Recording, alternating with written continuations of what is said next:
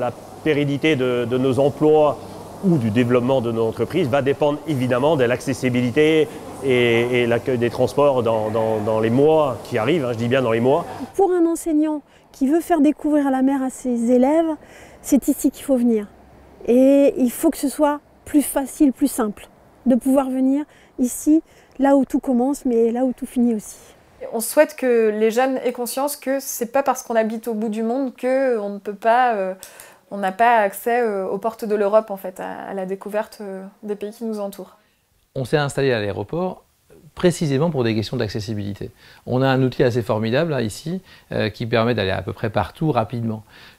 Certes, il y a des coûts qui sont liés à ce déplacement, mais sans l'aéroport, moi, j'aurais pas pu développer mon activité d'AC3 parce que mes clients sont essentiellement à Paris, mais aussi dans le sud-est de la France, à Lille, à Bordeaux, etc. Il y a des équipes qui travaillent avec la station biologique de Concarneau et qui n'ont pas de facilité pour traverser le Finistère.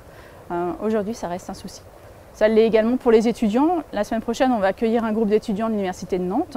Ils vont passer en train par la gare de Rennes et attendre la correspondance plus d'1 heure. Donc on a encore besoin de mettre en place les déplacements transversaux sur la Bretagne. Et ça reste à faire. Nous avons aussi une très forte activité à l'international, ça va être aussi notre devenir. Et de ce fait, nous devons être capables de projeter sur nos bases avant dans les pays clients un grand nombre de personnel. L'accessibilité est donc naturellement un enjeu important pour nous. Le problème des avions à Quimper, pour moi, est un souci.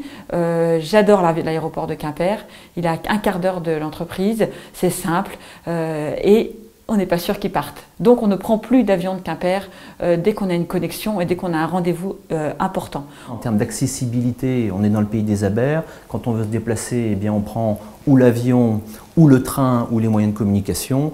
Bien souvent, dans d'autres régions qui ont réussi, on a développé des endroits multimodaux et si on mettait la gare à côté de l'aéroport, ce serait quand même idéal pour tout le monde. Demain, je reçois des gens, 2 arrivent par le train, 2 arrivent par l'avion, eh bien, je vais aller les chercher, je vais les ramener, mais chacun avec ses propres contraintes d'organisation. Et voilà, le sujet multimodal pour nous serait un sujet qui serait quand même bienvenu.